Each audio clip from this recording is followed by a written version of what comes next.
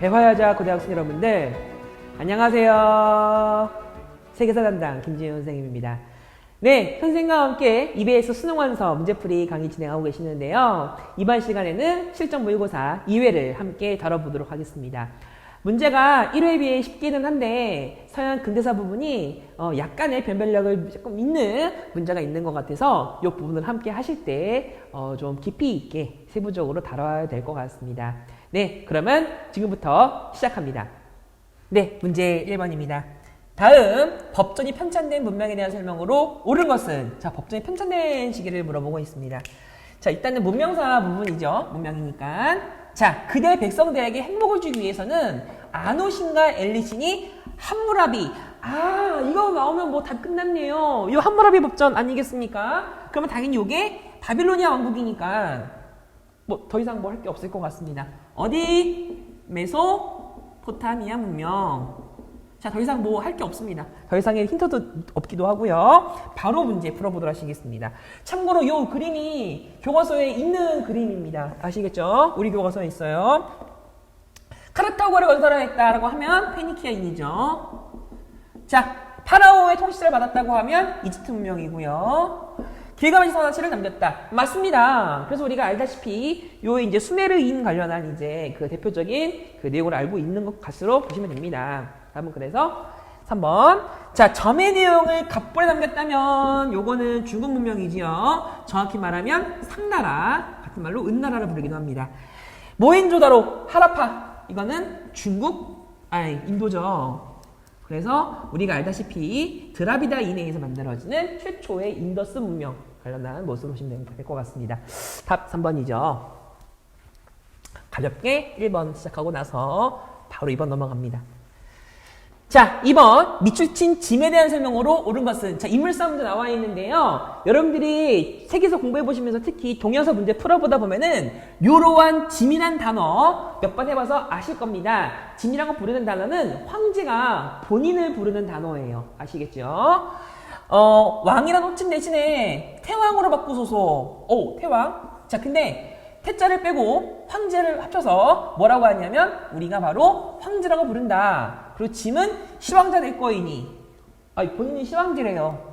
무슨 나라 시황제? 진시황제. 자, 사실 여러분들이 굉장히 우스운 문제일지 모르겠는데 이게 매년 모의고사에 늘 나왔던 사람이기도 합니다. 그래서 당연히 2점짜리 문제로 등장하는데요. 참고로 이 초상화의 모습이 실제 진시황 그려져 있는 모습이기도 하거든요.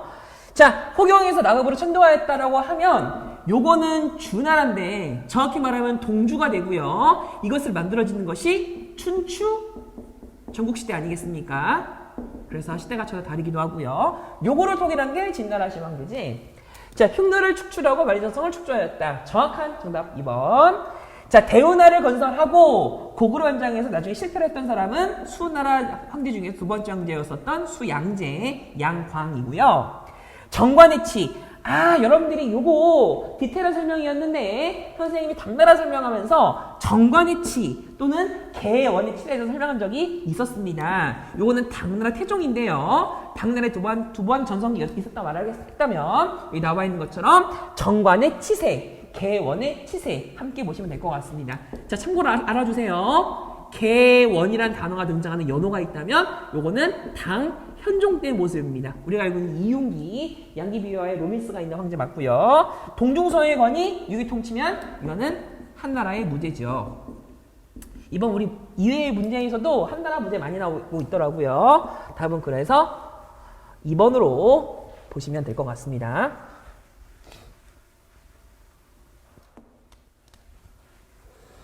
네, 자, 문제 3번 되겠습니다. 자, 자료 나타나는 제도에 대한 설명으로 옳은 것은? 자, 물어보는 문제가 되겠습니다. 자, 일단은요, 지문이 조금 이제 요게 전부인데, 일단은 연도 나오고 있고, 나라가 나오고 있습니다. 결정적 힌트가 될 수 있겠지. 자, 그렇다면 여기 나와 있는 위나라는 우리가 알고 있는 위지담부조 시대 첫 번째 그 위를 말하는 거라, 여기 삼국시대를 의미합니다. 자, 지문 속에 답이 있어요. 왠지 아십니까? 여기 나와 있는 것처럼, 중정관으로 위촉을 하면 나중에 인재를 나중에 평가해서 심사를 해서 고품으로 나누어가지고 지방으로 중앙에서 중앙을 추천하는 제도였던 거지. 자, 그래서 이런 과정을 뭐라고 하느냐? 단어를 그대로 따서 구품 중정제라고 합니다. 그래서 이게 우리가 알다시피 원래 한나라에서는 기본적으로 호족이 중심의 사회였었는데 문벌귀족으로 변화가 되는 모습의 결정적인 계기가 된 사건, 제도 관련 모습으로 볼 수 있는 건데, 자, 심화과정 설명을 드립니다. 이건 여러분들이 기억할 수 있는 사람만 기억하시면 될 것 같습니다. 아마 3점짜리를 물어본 의도가 사실은 단어는 답이 있는데 이 지문을 한번 해석해 보라는 게 아마 3점 의도 아닌가 싶어요. 자, 여기 나와 있는 위나라 문제는요, 이게 프로블럼의 문제가 아니고 수 문제가 아니고 이게 사실은 첫 번째 이제 위나라 황제거든. 이 사람이 우리가 알고 있는 조비라는 사람입니다. 조비가 원래 이제 위나라를 공격했던 사람이라서 그 전에 따지고 보면은 이 조조라는 사람이 기틀을 바로 잡았거든. 그래서 조조의 둘째 아들이 사실은 조비가 나중에 황제가 되는 게 220년 상황입니다. 그랬을 때 사마이와 더불어 삼국시대 때 가장 대표적인 조비 때 그냥 공신으로 진군이라는 사람이 유명해서요. 사실은 구품 중정제는 진군의 권위로 만들어진 제도로 알려져 있습니다. 위나라의 재상이었고요. 네, 그 점에 관련한 상황에서 삼국시대 관련한 모습을 조금 기억해 주시면 좋을 것 같고요. 네, 바로 답을 접근해 보도록 하겠습니다. 자, 당 건국 이후에 더욱 강화되었다고 하면 요거는 아마 과거 제도를 이제 의도하는 이제 해설인 답인 것 같고요. 제대학교가 출현하게 된 계기가 되었다면 요거는 선비의 개념인 것 같습니다. 아시겠죠? 자, 신을 건국한 왕망에 의해 금지되게 되어 있었다. 요런 설명은 아마도 토지 매매를 그 당시 금지하지 않았나, 이거를 의도하는 답이라서 아닌 것 같고요. 여기 나와 있는 신나라가 그 전한 한나라 무너뜨리고 등장했었던 이제 반란의 국가였다는 거 기억나시죠? 자영령을 육성하기 위해 목적에다 시행되었다고 하면 이건 아마 균전제 말하는 것 같고요. 대표적으로는 북유의 효문제 정도 기억하시면 될 것 같습니다. 답 5번이네. 유럽호족이 문벌귀 쪽으로 성장하는데 영향을 주었다. 그렇죠. 요 단어가 등장하니까. 그래서 우리가 알고 있는 대표적인 윌럼포드 시대 때 있었던 도교라던가 아니면은 중림칠연이라는 단어를 통해서 그 당시의 모습도 함께 미래를 짐작해 보시는 것도 가능할 것 같습니다. 답은 5번이고요. 선생님은 개인적으로 요 3번 지문을 참 쉽게 풀었던 게 삼국지를 읽어본 사람이라서 바로 위나라, 진군, 위나라 문제 바로 답이 나왔거든요. 물론 지문 속에 답이 있긴 했었지만. 자, 4번입니다. 밑줄친 그가 추진한 정책으로 옳은 것은 물어보고 있는데요. 자, 연도 나오면 긴장해야겠지. 자, 13세기가 되겠습니다. 자, 동양사든 서양사든 항상 이 시기가 되면 긴장해야 될 나라. 누구? 그 유명한 징기스칸. 자, 쿠릴타이. 자, 요거 사실은 고유명사인데요. 이게 사실은 쿠릴타이라 부르는 게 이게 부족장애예요. 그래서 몽골 울루스, 몽골 제국에서는 각 이제 부족장이 모여가지고 쿠릴타이 회의를 개최하고 나서 그 당시 원정이라던가 아니면 결혼 문제라든가 각종 문제를 논의했다고 합니다. 후사의 문제라던가 대표적인 유명한 그 단어인데요. 여기서 초대된 사람이 그겠네. 자, 북중국과 중앙아시아에 대한 원정을 마친 뒤 그곳에서 자신의 대관, 즉 다루가치를 주둔시킨 것으로 보아서 적어도 그곳을 정복지로 간주하고 통치할 의사를 가졌던 것은 분명해 보인다고 합니다. 자, 사실은 여기서 답이 나올 수가 있는 게 이 다루가치라 부르는 단어가 이제 원나라 때 아주 대표적으로 이제 각 지방에 이제 감찰관을 파견해가지고 내정 간섭을 하는 그 기구 아니겠습니까? 물론 우리나라에서 이제 한국사를 따지고 본다 하더라도 고려시대 때 이제 다루가치가 우리 한반도에 파견되는 모습이 있었기도 했고요. 자, 1215년 중도를 손에 넣은 뒤, 자, 중도 요거라고 하면 이거는 옛날 이름 베이징이죠. 바뀐 이름이 대도, 그렇지? 시기, 쿠투쿠를 금의 황허왕 이북 영토를 다스리는 다루가치로 유명했다가 나와 있는데 여기 나와 있는 금나라가 우리가 알고 있는 그 금나라 맞습니다. 자, 좀 더 볼게요. 자, 또한 호라즘을 원정할 때 부하라와 사마르칸드를 점령한 뒤, 자, 1220년에 야율 아헤를 다루가치로 임명하였는데 이 역시 서투르키스탄 정주 지역에 대한 지배권을 첨예한 것으로 보이겠습니다. 자, 무슨 제국인지 아십니까? 몽골 제국이 되겠습니다.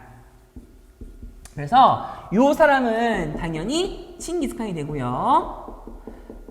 왜냐면 이 사람이 쿠블라이 칸이 될 수가 없는 게 쿠블라이 칸은 이 사람이 손잡벌 되는 거라서 1270년대 요때 즈음으로 문제를 풀어봐야 돼서 이거는 징기스칸밖에 답이 나오지가 않습니다. 자, 심화 설명해 드릴게요. 여기 나와 있는 설명처럼 그 당시에 이제 많은 이제 이제 징기스칸의 업적 중에서 대표적으로 유명한 것이 여기 이제 금나라 공격을 하는 과정이었다는 것. 그 다음에 호라즘 정복, 대표적인 사건입니다. 원래 호라즘이 원래 이제 이슬람교를 믿었던 이제 그 서남아시아의 강국이었었는데 완전 그냥 시도 남아있지 않을 정도로 확 밟아버리고요. 자, 성이 야율씨가 나와 있습니다. 야율 하면 우리가 알고 있는 그 거란족의 그 왕씨 아닙니까? 맞습니다. 원래 요 나라가 무너졌지. 무슨 나라한테? 금나라랑 송나라 연합군한테. 그 무너지고 나서 옛날에 망했었던 요 나라 황족들이 나중에 칭기스칸한테 가세하거든. 그 대표적인 사람이 야율 아해였습니다. 알겠죠? 사실 야율 아해뿐만이 아니라 뭐 유명했던 이제 명군사도 있었는데요. 나중에 그 원조비사라 부르는 대표적인 그 몽골하는 역사들을 보시게 되면 나오게 됩니다. 자, 여기 나와 있는 사마르칸트와 부하라가 유명한데요. 사실은 선생님이 늘 알려드렸던 유리학 윤리 선생님이신 이영숙 선생님께서 자주 소개하는 이 도시가 부하라와 사마르칸트입니다. 여기를 다녀오시고 나서 이제 엄청나게 쌤한테 홍보 많이 해주셨거든. 지금 알고 있다시피 이게 우즈베키스탄에 있는 모습으로 보시면 됩니다. 네, 더 이상 볼 건 없을 것 같고요.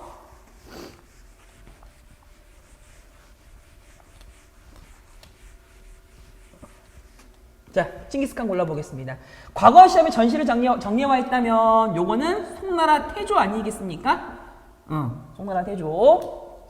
조광윤. 자, 천호제를 또 도입하게 되었다고 합니다. 맞습니다. 사실은 뭐 10호장, 100호장, 1000호장 이러한 이제 군사를 이끄는 제도를 정비했던 사람이 이제 징기스칸이기도 하고요. 동돌고를 정복하고 뮬령체를 정비하였다. 자, 요게 약간 어려운 설명인데 이게 당나라의 태종입니다. 요 동아시아사를 공부한 학생은 반드시 아셔야 될 내용이기도 하고요. 자, 장건을 파견했다면 한나라 무죄.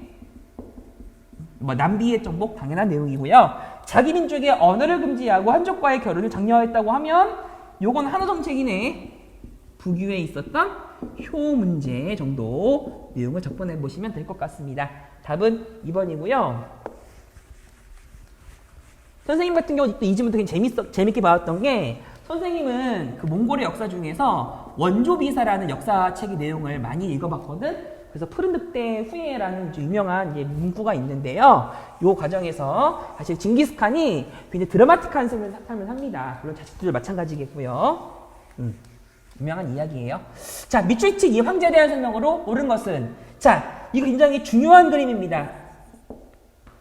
자, 이 작품은 강남 지방을 방문하고 있는 이 황제이를 그린 것인데 3번의 난을 평정한 후 그린 그림이라고 합니다. 3번의 난 누가 진압했습니까? 오삼계, 경중충, 상가의 이호세령 아니겠습니까? 자, 이거 청나라의 강희제 업적입니다. 자, 여러분들 이 문제가 중요한 이유는요. 복습하기에 정말 좋은 문제야. 청나라 황제들의 업적을 자 정리를 해봐서 여러분들이 얼마큼 공부했는가를 확인할 수 있는 문제가 되기 때문입니다. 자, 같이 보실게요. 군기처가 있다면 옹정제죠. 자, 강희제의 아들. 사고전선은 걸룡제. 그치?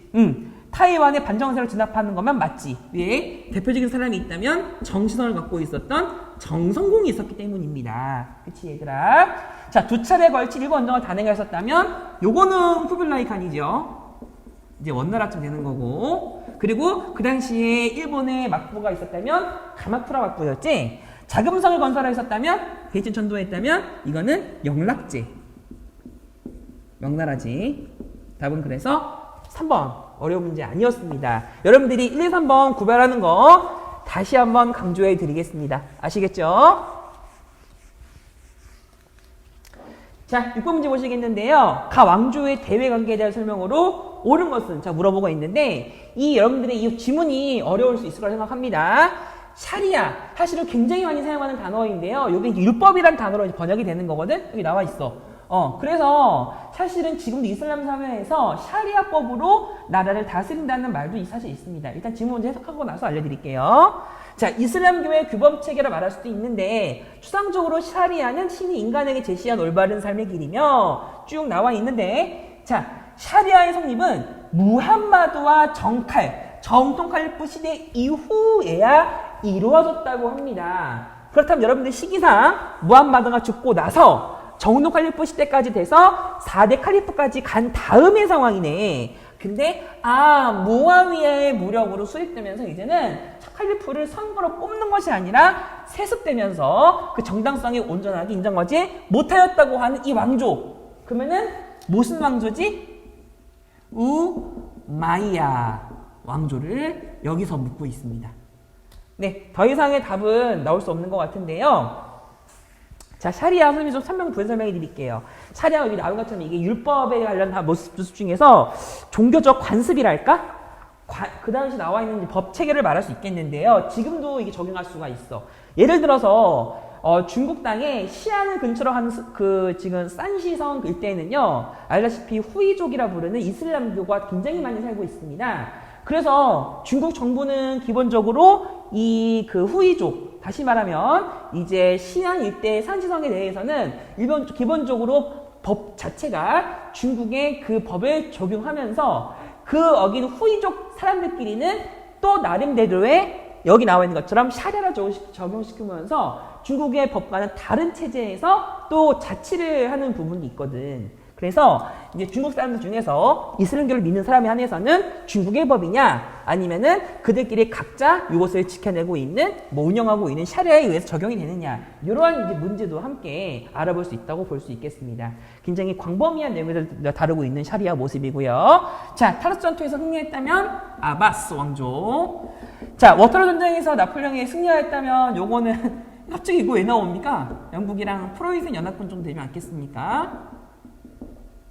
앙카라 전투에서 티모르 제국이 패배했다고 하면, 자, 요거 여러분들이 헷갈리기 쉬울 거예요. 공부 안 하면 까먹을 내용이지. 오스만 제국 설명입니다. 그래서 여러분들이 아시다시피 오스만 제국이랑 티모르 제국이 아웅다웅 하였다. 요 결론이 중요한 거고요. 이거네. 자, 연도 732년. 그는 프랑크 왕국이었다면 메로비우스 왕거의 카로루스 마르테 등장할 생각하면 됩니다. 이것도 좀 중요하지 않겠습니까? 이소스 전투, 우리 교과서에 있는 설명인데, 아키메네스 왕제 페르시아에서 물리치고 승리하였다고 하면 이거는 알렉산드로스 대왕이지. 답은 그래서 답원으로 푸시면 될 것 같습니다. 여기 나와 있는 3번이랑 5번 설명은 꼭 기억해 주시길 바랍니다. 아시겠죠? 7번. 자, 가의 작품이 쓰인 왕조의 시기에 문화에 대한 sam고활동으로 적절한 것은, 자, 시기를 좀 알아봐야겠는데, 자, 일단은 이 질문 같은 경우에서는요, 자, 식민정부의 녹을 먹는 법률가이던 콜브룩과 존스는 통치의 편의를 위해서 인도를 연구하는 과정에서 산스크리트어로 쓰인 인도 고대 문명의 비밀을 발견하였다고 합니다. 일단 냄새가 좀 나지 않겠습니까? 인도에서 산스크리트어가 쓰였던 고대 문명이면 하나밖에 없어. 사실은 뭔지 아세요? 굽타 왕조지. 그래서 힌두교가 성립되었었고, 이 과정에서 마하바라타, 라마야나 이런 거 나오지 않았습니까? 아니면 아잔타 석굴, 엘도라 석굴 이런 것도 보시면 될 것 같고요. 네, 쭉 보시게 되면요, 네, 쌤이 말했던 거 그대로 나와 있습니다. 산스크리트어는 성스러운 언어가 나와 있고요. 여기 나와 있는 것처럼 베다를 썼고, 우파니샤드, 우리 학파가 등장했던 그 전의 시기한 모습 아니겠습니까? 네, 그래서 여기 나와 있는 것처럼 칼라나사의 인도의 셰익스피어라 불리는 요 작품, 우리 뭐라고 합니까? 라마야나 정도 되지 않겠습니까?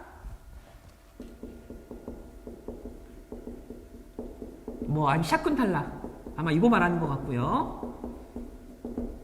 이게 정답일 것 같고요. 그래서 여러분들은 알다시피 이 상황에서 이제 물어본 거니까 당연히 굽타 왕조 물어보면 되겠지. 자, 굽타 왕조 관련한 설명을 골라보도록 하겠습니다. 답은 너무 쉽은데요. 이렇게 되면, 자, 산치데탑 말은 들었으면, 자, 이거 마오리와 왕조, 그쵸?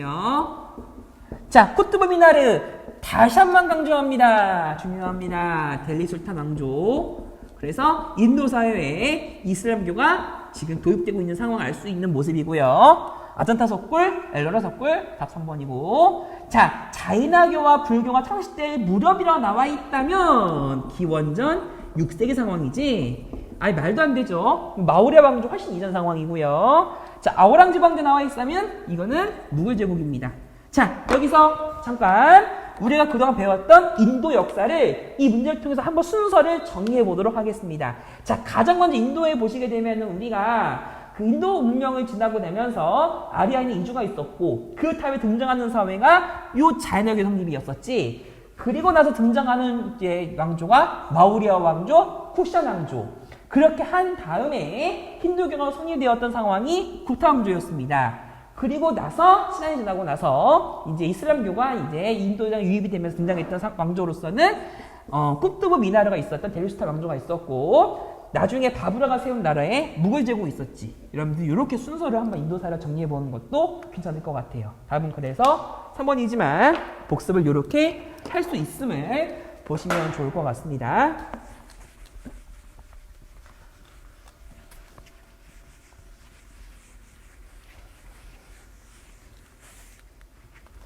자, 8번 문제입니다. 자, 가인물에 집권한 시기에 아테네의 정치에 대한 설명으로 옳은 것은, 자, 아테네 묻고 있습니다. 그럼 우리가 알다시피 솔 페클페, 솔론, 페이시스 트라토스, 아니면 클레이스테네스, 페리클레스, 요 4명 위에 더 이상 물어볼 게 있을까요? 자, 키몬, 우리가 지문 속에서 많이 봤던 상황입니다. 키몬의 활동 시대에는 페르시아 전쟁 직후, 아하, 요거 나와있으면 이미 다 끝난 거 아닙니까? 왜? 페르시아 전쟁에서 승리를 이끌었던 그 당시 상황이 페리클레스가 있었던 상황이지요. 또 볼게요. 즉, 벨로스 동맹이 아직 상호 설렘과 평등에 기반하고 있을 때였는데 누구 활동의 시대에는 그 이후 아테네가 동맹의 탈무트로 맹주로 부상할 시기에 속합니다. 그렇지. 나중에 그래가지고 이 페리클레스가 죽고 나서는 델로스 동맹과 펠로폰네소스 동맹 사이의 전쟁이 벌어지지 않겠습니까? 여기에 이제 우리가 알고 있는 아테네와 스파르타를 중심으로 하는 우리 펠로폰네소스 전쟁 모습을 알 수 있겠고요. 이러한 병모의 결정적 시점은 대략 기원전 450년을 전후한 무렵으로 추정된다고 합니다. 네, 그래서 키몬의 시대에는 대체로 클레스테네스 시기의 보수적인 민주정치가 주류를 이루고 있었다고 하는데 요 상황에서 바뀐다는 거지. 그래서 누구이가 정치적으로 부상할 수 있다고 합니다. 그래서 자, 여기 가장 힌트예요. 혹시라도 페르시아 전쟁을 몰랐다. 민회에 모든 남성의 시민들이 참여하는 등의 이전 시기와 다른 민주주의의 꽃을 이루었던 통치자의 시기. 이거 누구죠? 페리클레스지. 자, 페리클레스 우리 어떻게 암기하셨습니까? 5도가 부족하면 클레스테네스였고 모든 사람이 정치 참여하는 민주주의 상황에서 추첨제와 공무 수당들을 지급했던 상황이 페리클레스 시대의 모습 아니겠습니까? 이 단어를 선택지에서 고르면 될 것 같습니다. 자, 바로 문제를 풀어보도록 할게요. 자, 재산 정도에 따라 참정권이 시작분법이 되었다. 요게 이제 우리가 알고 있는 금권정 아니겠습니까? 말한 사람은 맨 처음 등장인물인 솔론. 자, 부족자가 개편되고 500인 평행가 설치되었다고 하면 5도 부족해. 이거 클레이스테네스. 자, 공무수단대 정답이고요. 자, 비역법적인 방식으로 정권을 장악한 참주정이 도입되었다면 이거는 페이시스 트라토스. 선생님이 요약 써도 알 수 있겠죠. 귀족들이 평민들을 배제한 채 정치적 실권을 장악했다고 하면 이거 맨 처음 모습이거든. 자, 마찬가지로 이 문제도 함께 순서로 정리해 보도록 하시겠습니다. 가장 먼저 상황이 이 상황이지. 그 다음에 솔, 페, 클, 페. 이렇게 정리해 볼 수 있겠죠. 순서, 아테네에 대한 정치의 과정도 이렇게 정리가 가능하심을 보면 좋을 것 같아요. 참고로 이 8번 문제 같은 경우는 배점이 높을 뿐 여러분들이 배운 거 그대로 적용시키면 쉬운 문제로 보입니다. 자, 9번 문제가 되겠습니다. 가 제국에 대한 설명으로 옳은 것만을 보기 위해서 고른 것은, 자, 쉬운 문제 나왔는데요. 자, 다수의 제노바 상인들이 에게 흩어져 있는 제노바의 달을 신들을 신화했지만 무슨 나라의 수도인 콘스탄티노폴리스. 이거 어디예요? 비잔팀 제국. 아니면 뭐 오스만 제국 좀 되지 않을까요? 자, 딴 거 보자. 근데 오스만이 아니야. 이 나와 있네. 뭐 더 볼까요? 응? 응? 끝. 자, 불러볼게요. 성소뼈 성당? 그렇지. 우리가 알고 있는 유스티니아누스 때 만들어졌고요. 그렇지? 같은 설명이지? 1번. 응? 자, 신설로마 제국과 보름제방 맺었다. 이게 뭔 상황입니까? 말도 안 되고. 저 전복지 곳곳에 알렉산드로스 대왕이고요. 아이 참 이런 문제는 여러분들 해설하는 시간이 아깝다. 시간 아끼겠습니다. 자, 10번입니다. 밑줄친 이 시기에 나타난 활동으로 옳지 않은 것은 자, 틀린 설명 고르는 문제입니다. 좀 이제 특이한 문제네. 자, 이 시기를 이해하는 데 있어서 가장 큰 틀을 제시한 사람은 19세기 역사를 소개했었던 부르크 하르트였다고 합니다. 근대 아버지라 불리는 페트라르크. 요거. 자, 선생님 여러분들한테 한번 설명도 있었을 겁니다. 굉장히 적나라한 인간에 대한 이제 사랑을 노래했던 모습을 알려져 있는 서정시라 알려져 있었고요. 돈 키호테를 작성했었던 세르반테스. 이거 인간 중심의 문학에 등장하는 그 아니겠습니까? 자, 확인해서 합시다. 고전 로마 시대 사이에는 중세라는 암흑 시대가 있었다고 생각했기 때문에 중세 암흑의 껍데기를 벗고 고전 로마 시대 예술가들을 복원하려고 하니 이것을 우리는 유식한 표현으로 뭐라고 합니까? 르네상스라 부르지요. 정식 명칭을 르네상스 아니겠습니까? 그래서 아까 나왔었던 페트라르카, 돈 키호테 같은 경우는 남부 지역의 이탈리아를 중심으로 하는 르네상스를 의미하겠습니다. 자, 르네상스 시대의 모습 보려면 되겠네요. 자, 보카치오의 데카메론 르네상스 맞고요. 보티첼리가 그린 비너스의 탄생 유명한 그림이지 않겠습니까? 에라스미스 의신제창 같은 경우도 맞지. 이건 약간 북부에 해당하는 이제 북유럽 쪽이죠. 정확하게 말하면 에라스미스 같은 경우는 영국 쪽에 해당합니다. 네덜란드 해당 쪽에 해당하고요. 자, 미켈란젤로의 다비드상이 있다면 그것도 당연히 이제 이탈리아에 해당하고. 이거 뭐야? 이거 웬 말입니까? 헤로도스의 페르시아 전쟁 이건 고대 그리스죠. 다음 5번. 이거 3점짜리 너무 아깝다. 그렇죠? 이건 다 맞출 수 있어야 됩니다. 이런 문제 사실은 변별력이 생기지 않아요. 자, 11번 문제. 자, 가 국왕이 제위 시기에 있었던 사실로 옳은 것은 선생님이 생각하는 문제가 이게 어려운 문제인 것 같습니다. 왜냐면 이게 얼핏 보면 되게 쉬운 문제인데 뜯어보면 막상 이 문제를 어렵게 작정하고 낼 수도 있는 문제 같더라고. 알겠죠? 같이 보실게요. 잘 보세요. 크리스트교 함대와 오스만 제국의 함대가 1572년 10월 7일 정확하게 날짜가 나와 있네. 레판토 입구에서 조우했을 때 크리스트교 함대 승조원들은 똘똘 뭉쳐 죽기 상태로 싸웠다고 합니다. 자, 일단 정리해 보시겠습니다. 이 사건 무슨 사건이죠? 레판토 해전이지. 연도가 나와 있습니다. 157일. 자, 여기 나와 있는 것처럼 여기 상황은 지금 오스만 제국이 싸우고 있는 상황이지요. 자, 사실 우리는 이미 알고 있습니다. 레판토 해전에 싸운 나라가 바로 누굽니까? 에스파냐, 스페인 아닙니까? 네, 그쵸? 좀 보시면 될 것 같고요.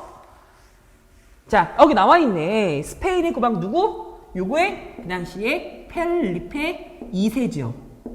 그래서 이 문제에서는 펠리페 2세의 제위 시간이 있었던 사실로 옳은 것을 푸는 문제인데 일단 시기를 보시게 되면은 1571년입니다. 16세기 후반 상황을 여러분들이 알면 풀 수 있는 문제가 되겠는데요. 다행히 이 문제 같은 경우는 이 상황 자체를 물어보는 것이 아니라 펠리페 2세 때의 업적 내지는 그 정황을 고르는 것으로 문제를 해결할 수 있겠습니다. 자, 남대 측량이 폐지되었다고 하면 요거는 프랑스 상황이지. 정확히 말하면 이게 루이 14세죠. 만들었으면 앙리 4세. 자, 무적함대에 약간 영국이 패배하였다. 맞습니다. 이 사람이 이끌었던 무적함대가 영국에서 있었던 엘리자베스 1세한테 패배했었잖아. 답은 그래서 2번이고요. 러시아와 스웨덴의 북방 전쟁을 벌였다고 하면 요거는 러시아 때 있었던 표트르 대제 정도 해당이 되는데요. 요 3번이 표트르 대제의 어려운 설명 중에 하나입니다. 알겠죠? 자, 바스코다 가마 인도운동을 개척하게 되었다. 이건 포르투갈 상황인데요. 이거 여러분들이 좀 디테일하게 알아야 되는 게 요게 15세기 후반이에요. 근데 관련은 없고요. 연도가 1498년이라서 인도왕로 개척이고, 자, 콘스탄츠 공의의 새로운 단위령이 선출되었다고 하면, 자, 이거 연도가 알 수 있거든? 1414, 1418까지 15세기 상황이라서, 자, 일단은 답이 2번인 거는 알겠어. 그치, 얘들아? 정확하게 맞물린 설명이니까.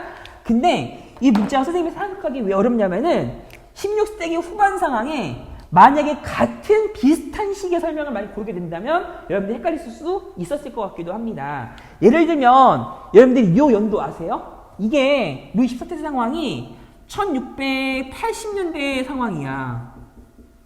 정확히 말씀드리면 요 지금 망티치님 페이지가 85년입니다. 그러니까 17세기 상황인 거지. 자, 이것도 여러분들 교과서에 연도가 나와 있지는 않아. 근데 적어도 동부 유럽 쪽에 그 절대왕정의 시기가 서유럽보다 한 세기 느렸거든? 이게 17세기잖아? 그럼 당연히 요거는 18세기 전후 상황이에요. 아니면은 17세기 말. 이렇게 들어가거든? 그래서 여러분들이 이 문제를 접근하는 과정에서 만약에 비슷한 시기 문제가 나왔다면 여러분들이 틀릴 수도 있을 겁니다. 알겠죠, 여러분들? 근데 적어도 이렇게 문제가 나오진 않았는 것 같은데 일단은 이번 설명이 답이 되는 것은 쉽겠지만 나머지 시계 모습도 같이 정리해 주시면 좋을 것 같습니다. 알겠죠?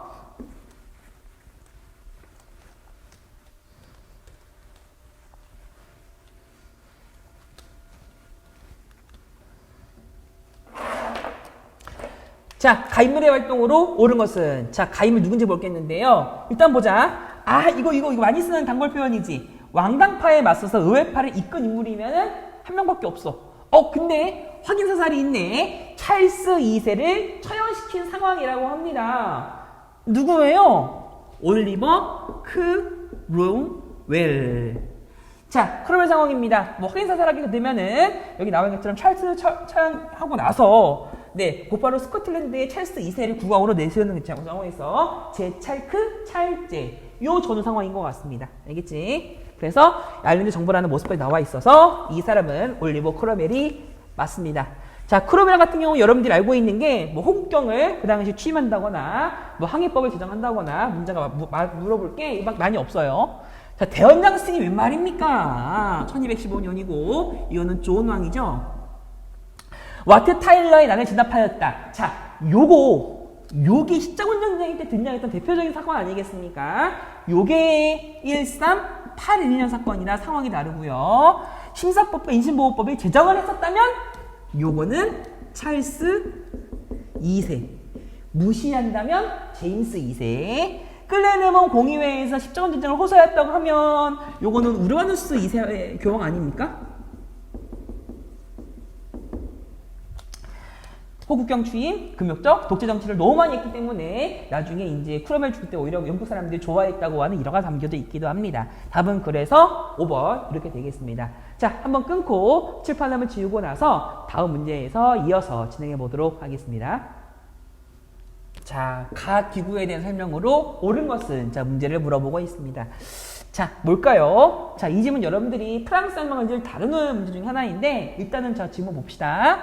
이렇게 궁핍한 인중이 혁명가들에게 달려간 사례 가운데 대표적인 것이 있다면 1794년, 3년. 일단 여러분들이 연도를 의심해 봐야 돼. 아, 18세기 후반 상황이 있구나. 혁명이라는 단어 나와 있고. 자, 파리의 빈민들은 빵을 요구했다고 합니다. 파리가 나와 있네. 프랑스라는 걸 우리가 알 수 있고요.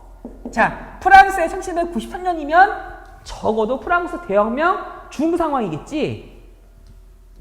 자, 9월 5일에는 폭군에게 전쟁을, 귀족에게 전쟁을, 매점자에게 전쟁을 이라는 구호가 되게 되면서 누구에게 돌진하게 되었다고 합니다. 자, 누구는 무슨 정책을 실시했냐면요. 민중의 기본적 요구인 최고 가격제의 전반적인 실시를 마지못해 약속했었고 공포 정치를 했다고 합니다.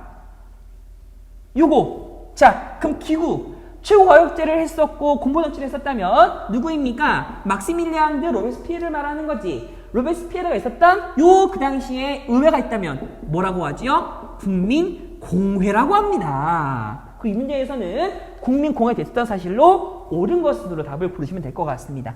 알겠지요? 자, 이 문제 프랑스 혁명은 여러분들이 늘 정리하는 문제로 등장했었기 때문에 정리를 잘 하셔야겠습니다. 자, 테르미드로 반동으로 이후에 구성되었다고 하면 말이 안 되지. 테르미드로 반동에 의해서 나중에 몰락하게 되니까요. 혁명 재판소와 공안 위원회를 강화하였다. 대표적인 정답입니다. 답 2번입니다. 자, 프랑스 은행을 설립하여 국가지정을 안정시켰다. 자, 요게 1회 문제에서 풀면서 나폴레옹 황제가 안 업적으로 옳은 것은 나온 거 아니겠습니까? 그래서 요거는 나폴레옹이 황제가 되기 전 통영 시절에 있었던 업적입니다. 하나 더 추가하게 된다면 나폴레옹 법전 편찬 같은 상황입니다. 자, 테니스 코트의 서약은 맨 처음이지. 자, 영국과의 통상을 금지하는 대륙 봉쇄령을 선포했다고 합니다. 이거는 나폴레옹이 전쟁하는 과정이니까 나폴레옹 1세 황제 때 상황이 있겠습니다. 답은 2번인데요. 자, 이 문제 한 번 더 우리가 듣고 와서 문제를 분석해 보도록 하시겠습니다. 자, 이 시기 중에서 가장 문제 있는 상황, 무슨 상황이지요? 3부에 소집하고 나서 그 당시에 제30원을 중심으로 하는 국민의회가 만들어지게 되었었고, 그때 등장했던 선언을 테니스 코트의 선언이라고 합니다. 맞지? 그 다음에 나중에 헌법이 구성되면서 입법의회가 등장하게 되었었고요. 나중에 이 상황에서 바뀐 상황이 혁명전쟁이 등장하게 되면서 롬스페르를 중심으로 하는 작고뱅 세력이 세력을 잡게 됩니다.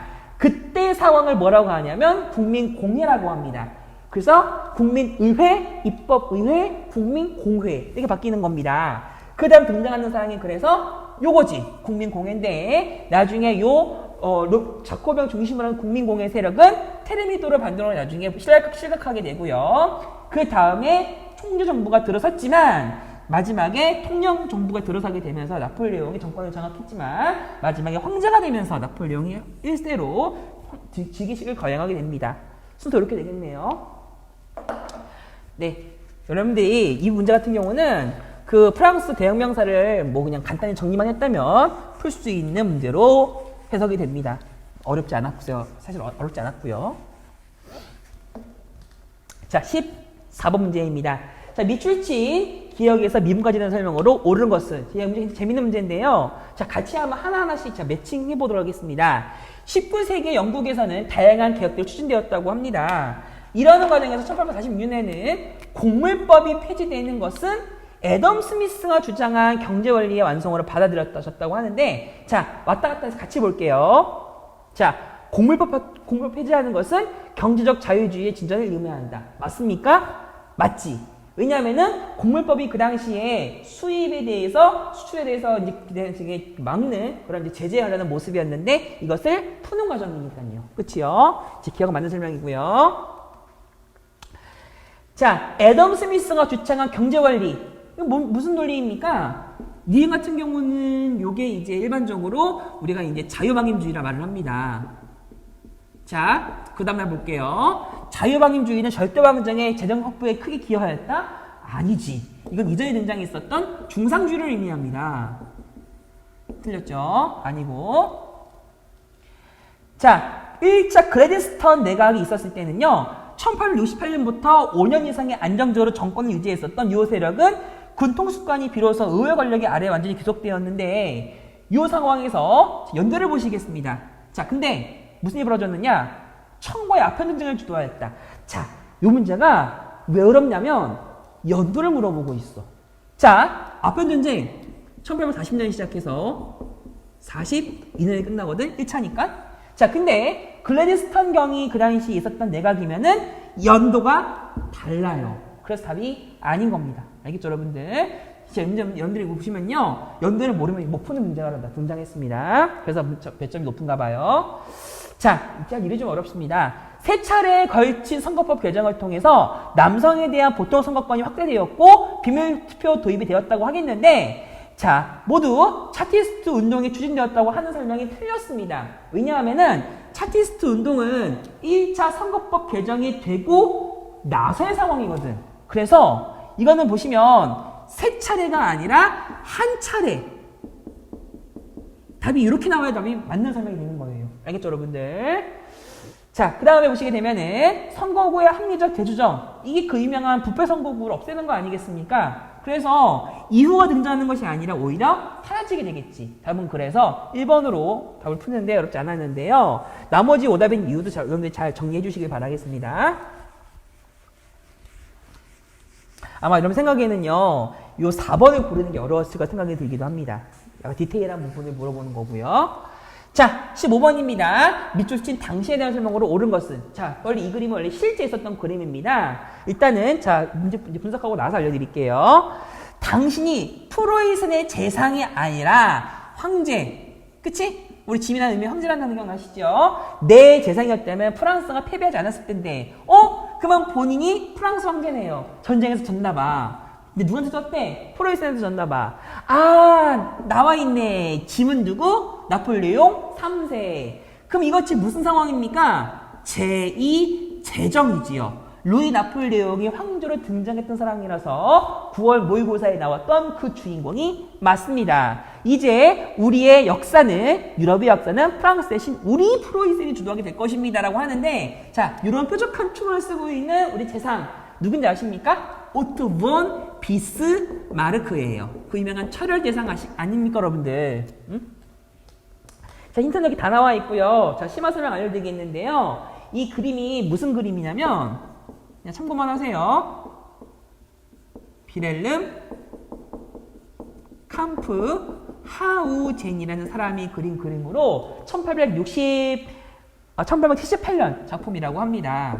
그래서 이게 사실은 실제에 있는 모습에 요 이제 나폴레옹 3세 황제가 포로로 끌려가는 장면이라 사실 굉장히 우울한 게 상황이거든. 근데 이제 이렇게 사파로 그림을 재현한 것 같습니다. 알겠죠?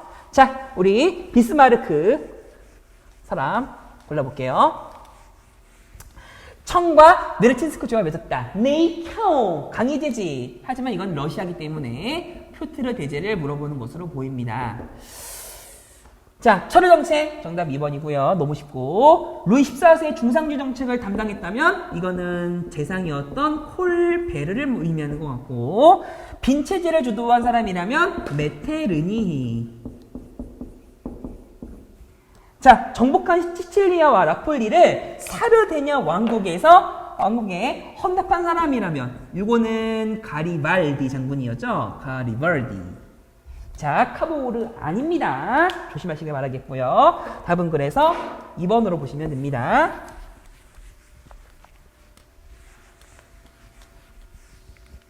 16번 문제입니다.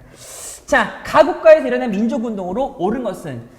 일단 문제 풀고 나서 선생님 이제 부연 설명해 드릴게요. 최초의 산업국가라는 이미지가 너무 강하였었기 때문에 무슨 나라가? 영국이. 자, 근데 보시게 되면요. 영국은 미국과의 중국이 미치지 못하고 러시아와 경제구조가 비슷한 수준이었는데 무슨 나라를 합산할 경우에 미국을 추월했다고 합니다. 그러니까 지금 영국의 어떠한 지역인 것 같은데 이 땅을 합치면은 영국 땅이 커지는 것 같아. 근데 시기상 따지고 보면 지금 19세기 상황이란 말이지. 이때 상황이면 영국이 제국주의 확대하는 식민지 쟁탈전 하는 상황 아니겠습니까? 그렇지. 19세기 영국에서는 제국주의 상황에서는 무슨 땅이 갖는 중요성, 무슨 국가가 갖는 중요성은 바로 이 점이라고 합니다. 인구도 많고 농업 생산량도 늘었고 이런 상황에서 무슨 출신의 용병인 세포이 요 가는 뭐예요? 무굴 제국이죠. 자, 근데 일단은 문제를 접근해 보겠는데요. 자, 이 답을 무굴 제국으로 푸느냐 인도라고 푸느냐에 따라서 답이 바뀔 수 있는데 일단은 우리는 이 문제의 의도의 출제자의 의도를 인도로 풀어보겠습니다. 자, 벵글 문활량에 대한 반대운동이 전개되었다. 여기서 일어난 게 맞지? 답은 그래서 1번이고요. 자, 젊은이들을 예상으로 하는 동의운동이 추진되었다고 하면 베트남이죠. 판보이저우.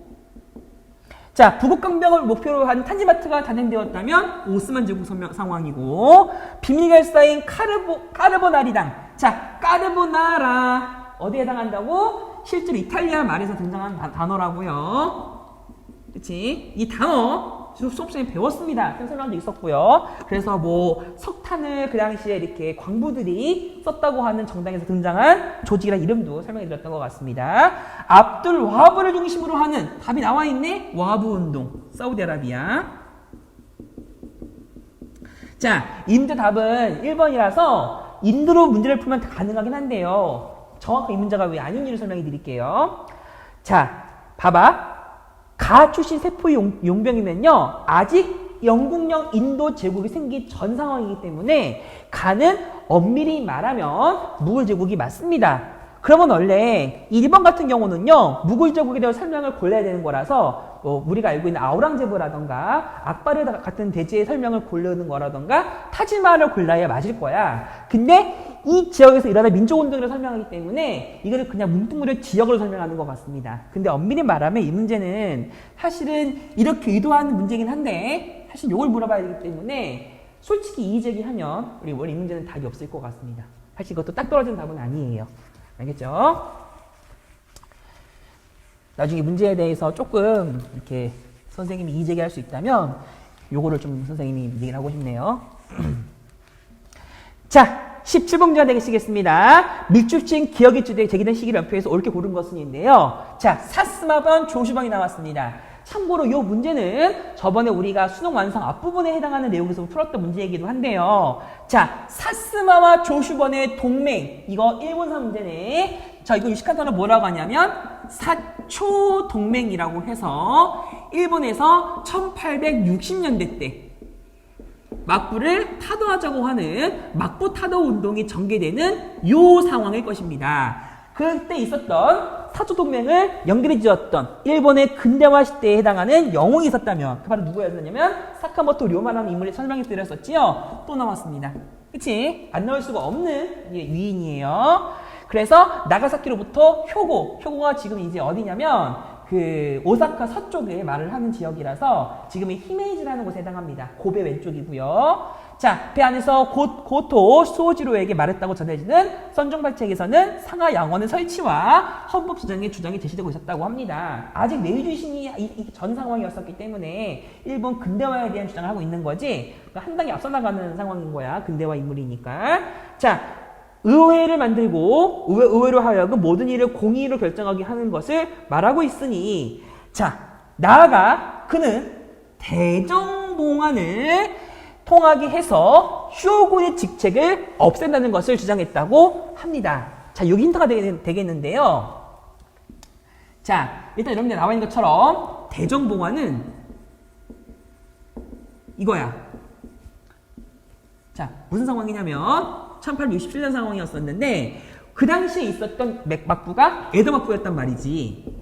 그래서 에도 막부의 마지막 쇼군이었던 저 도쿠가와 이에야스의 후계자지. 도쿠가와의 마지막 후계자였던 도쿠가와 요시노부가 그 당시에 일본 천황한테 모든 정치적 권력을 반납하는 상황이야. 이 상황 우리가 대정봉안이라고 하고 그 다음에 추진되는 것이 메이지 유신이었습니다. 1868년. 그래서 이 상황은 지금 메이지 유신을 하기 직전 상황에서 쇼군의 직책이 없앤다는 것. 요게 그 유명한 도쿠가와 에도 막부거든. 이거를 없앤다고 설명을 볼 수 있는 거라. 우린 지금 요 상황을 연표해서 고르시겠습니다. 알겠죠, 여러분들? 자, 답 볼까요? 자, 그렇다면 적어도 지금 메이지 유신 이전을 골라야 되기 때문에 요 이와쿠라 사절단이 메이지 유신이 되고 나서 서양의 우수한 문물을 보고 배우러 다니는 사절단이 아니겠습니까? 그러면 적어도 요 이전이 돼야겠지. 답 하나밖에 없네. 1번입니다. 알겠죠? 자, 이렇게 풀어보는 게 제일 적당한 문제가 되겠는데요. 이 문제가 어려운 이유는 한국사를 건드리고 있습니다. 같이 문제 다시 한번 연도로 정리해 볼게요. 미라친 조약이면 1854년, 사드단 파견은 71년. 자, 요거 연도 좀 헷갈리기 편할 텐데 1890년 상황입니다. 아시겠죠? 헌법 제정이 이제 89년이었기 때문에 러일 전쟁이면 1904년이고요. 여기 한국사랑 세계사 합쳐진 내용이고 이게 어려운 것 같아. 설마 한국사를 모르시면 굉장히 난해한 문제가 되겠는데요. 3.1운동은 우리 세계사 기준으로 롤러법 제정의 전후 상황과 중국의 오사운동의 연도가 같습니다. 1919년 정리해 보시면 되고요. 만주사변이면 31년입니다. 그래서 뒤는 아예 말이 안 되기 때문에 답은 1번으로 고르시면 될 것 같습니다. 알겠죠? 자, 1번 4문제 이렇게 접근이 가능하다는 사실을 여러분들이 다시 한번 문제풀이를 통해서 정리해 주시면 좋을 것 같습니다. 18번 문제 보실게요. 자, 밑줄 친 이 사건에 대한 설명으로 옳은 것은, 자, 무슨 사건인지 같이 문제를 좀 보실까요? 자, 외교부 장관 베를리톨트는 발칸반도에서 오스트리아 헝가리 제국이라 나와 있었다면 일단 19세기에서 20세기 넘어가는 제국주의의 열강이 가축전 상황일 겁니다. 그치? 근데 발칸반도가 있다면 약간 뭘 의심해봐야 되느냐? 오스트리아 헝가리가 나와 있는 상황이면 1차 세계대전의 전 상황일 겁니다. 그치? 요거 생각할 수 있겠지? 그리고 확실한 것은 1차 세계대전 전이 맞습니다. 러시아가 있기 때문에. 그치? 자, 이런 과정에서 범슬라브주의. 아이, 끝났네요. 세르비아를 응징한다고 합니다. 무슨 사건이 있었는지 기억나세요? 자, 보스니아에서 발생했었던 무슨 사건 대해서 오스트리아 헝가리 제국이 강하게 반발하면서 요 신속하게 진행하는 과정에서 선전포고를 하게 되었었지. 그럼 여기에 있는 이 사건, 바로 1차 세계대전의 배경이 되었었던 사라예보의 총성 사건이지. 사라예보 사건. 자, 1차 세계대전 관련한 설명을 아마 골라야 되지 않을까 생각이 들긴 합니다. 자, 1차 세계대전의 백판이 계기가 되었다. 1번이죠. 아, 답이 대놓고 앞에 있어. 3점 주기 너무 아깝다. 아, 너무 후하다. 아, 이게 뭐 그렇다. 2차 아편 전쟁이 일어나는 배경이라고? 에이, 이거는 이때 아닙니까? 에르고 사건. 자, 아마 임자 같은 경우에서는요, 아마 사건의 모든 것을 정리한 문제인 것 같습니다. 모로코 사건 말이 안 되고, 영국의 종단 정책과 프랑스 종단 정책이 만나는 위아래 위아래 크로스 파쇼다 사건. 자, 북아메리카 식민지에 대한 영국의 중과세 정책에서 비롯되었다고 하면 요거는 보스턴 차 사건, 보스턴 차 파티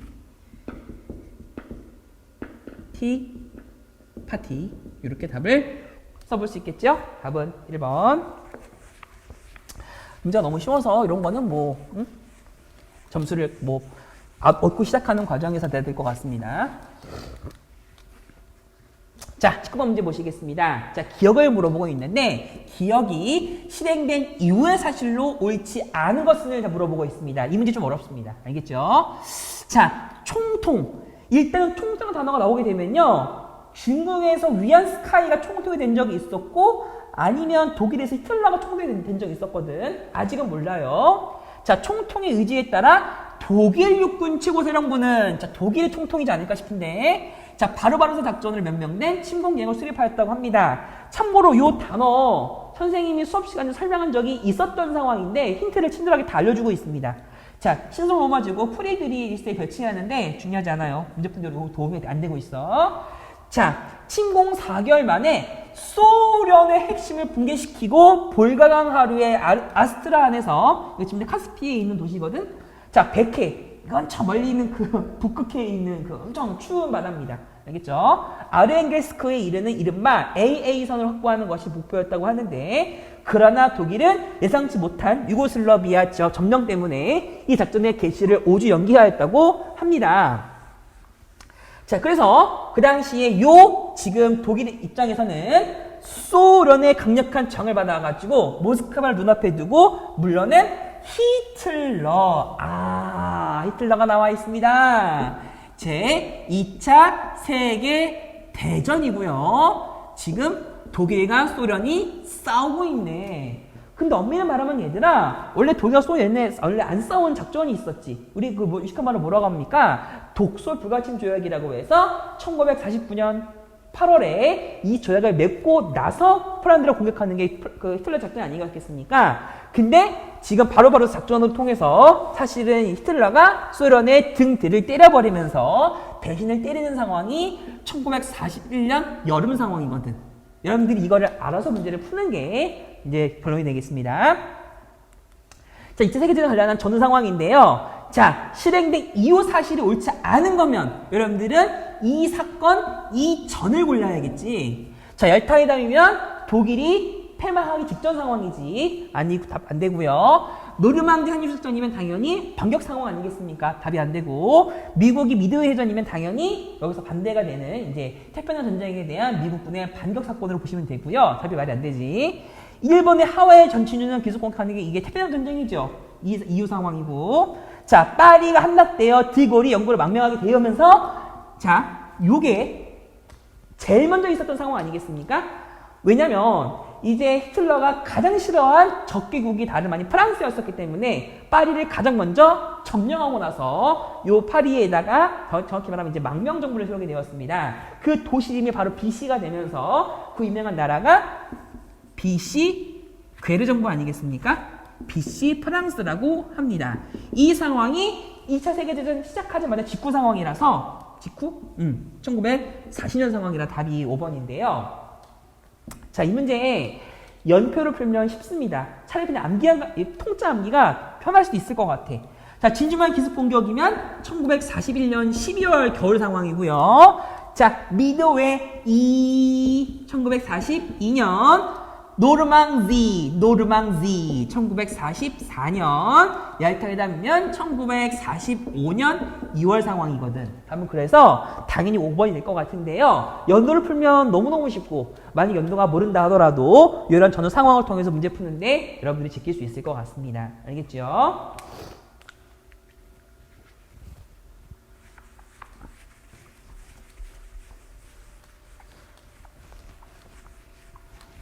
자, 오늘의 마지막 문제 풀고 강의를 마무리 짓도록 하겠습니다.